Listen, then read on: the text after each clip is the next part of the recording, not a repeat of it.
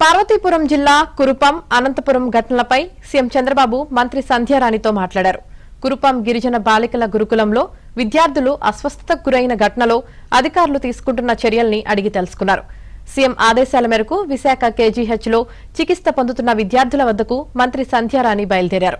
ఇక పార్వతీపురం ఆసుపత్రికి కలెక్టర్ అధికారులు వెళ్తున్నారని సంధ్యారాణి చంద్రబాబుకు చెప్పారు. మరోవైపు అనంతపురంలో శిశు సంరక్షణ కేంద్రంలో పసిబిడ్డ మృతి ఘటనపై సంధ్యారాణితో చంద్రబాబు మాట్లాడారు. 2 ఘటనలపై విచారణ జరిపి నివేదిక ఇవ్వాలని అధికారులను చంద్రబాబు ఆదేశించారు.